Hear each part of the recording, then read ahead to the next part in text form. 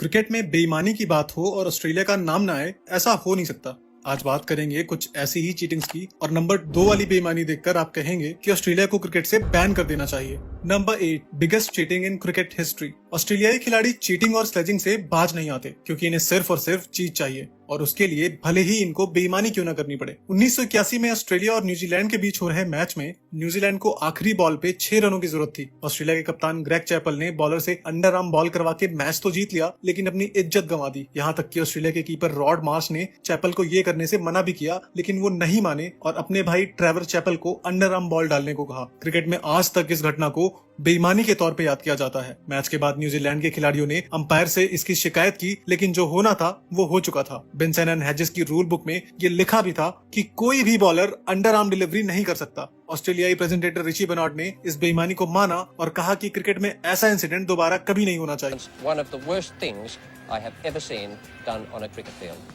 Number 7, cheating of the highest order.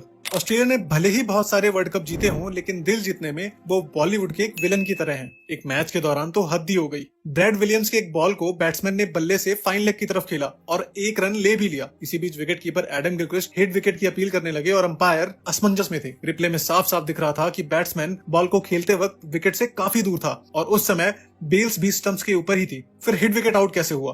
थोड़ी देर बाद पता चलता है कि जस्टिन लैंगर ने जानबूझकर बेल्स गिराई थी और फिर खुद ही अपील करने लगे। अगर कैमरा नहीं होता तो अंपायर को आउट देना पड़ता। इस तरह बेईमानी करने वाले खिलाड़ी सिर्फ और सिर्फ ऑस्ट्रेलिया के ही हो सकते हैं।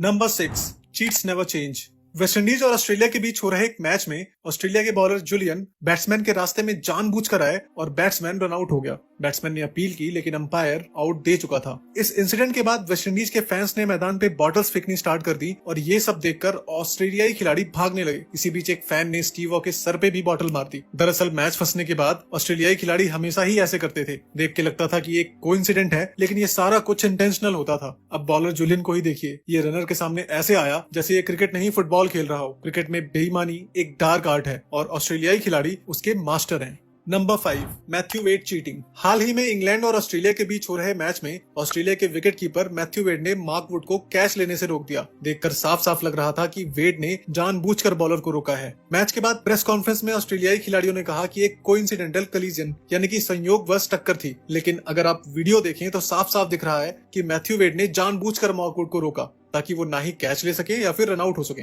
इंग्लैंड के कैप्टन जॉस बटलर ने फील्ड ऑब्स्ट्रक्शन की अपील भी नहीं की और बाद में इंग्लैंड ने इस मैच में ऑस्ट्रेलिया को हरा दिया। ऑस्ट्रेलियन खिलाड़ियों की ऐसे ही हरकतों के कारण वो पूरे विश्व में बदनाम है। वो खिलाड़ी भले ही अच्छे हों, लेकिन बेईमान 1 नंबर के हैं।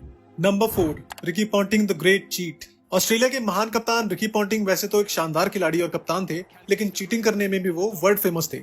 वो चीटिंग करने का कोई भी मौका हाथ से जाने नहीं देते थे। इंडिया और ऑस्ट्रेलिया के बीच हो रहे एक टेस्ट मैच में उन्होंने एमएस धोनी के कैच की अपील की, जबकि साफ साफ दिख रहा था कि उन्होंने बॉल जमीन से उठाई है। रिप्लेस में साफ साफ दिख रहा था कि पॉन्टिंग ने किस दर्जे की बेईमानी की थी। अंपायर को भी लग रहा था कि एक क्लीन कैच नहीं है, इसलिए अंपायर ने पॉन्टिंग से पूछा कि क्या उन्होंने कैच पकड़ लिया है। पॉन्टिंग ने तुरंत ही आउट का इशारा कर दिया और अंपायर ने आउट दे दिया। ऑस्ट्रेलिया का एक सूत्रीय कार्यक्रम होता था कि किसी भी तरह से मैच जीतना है, चाहे उसके लिए चीटिंग भी क्यों ना करना पड़े। Number 3, हेड-इंस cheating. बेल्स गिरा के विकेट लेने में एक बार असफल होने के बाद भी ऑस्ट्रेलियाई खिलाड़ी सुधरे नहीं। इसके बाद कई बार कोशिश करते रहे और सफल भी हुए। ऐसा ही एक वाकया हुआ न्यूजीलैंड के खिलाफ। एक मैच में तो अंपायर भी धोखा खा गया। माइकल क्लार्क की एक स्पिन होती हुई बॉल पे बैट्समैन मैकलम बीट हो जाते हैं और ऐसा लगता है मानो बैट्समैन क्लीन बोल्ड हो गया हो। प्लेयर्स अपील करते हैं और अंपायर आउट दे भी देता है, लेकिन हुआ तो कुछ और ही था। जी हाँ, दरअसल माइकल क्लार्क की वो गेंद विकेट को टच नहीं करती बल्कि स्टंप्स के ऊपर से निकलती है, लेकिन कीपर ब्रैड हैडिन बॉल को कलेक्ट करते वक्त अपने ग्लव से बेल्स को गिरा देते हैं, जिससे देख के ऐसा लगता है मानो बैट्समैन क्लीन बोल्ड हो गया हो। अब आप ही बताइए, ये चीटिंग नहीं तो और क्या है?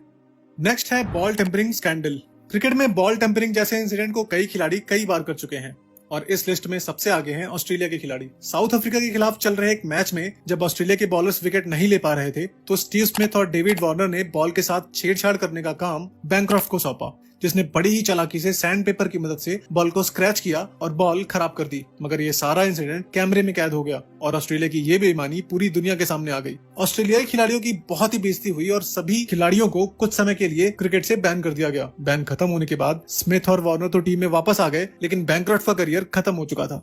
Number 1, the management cheating.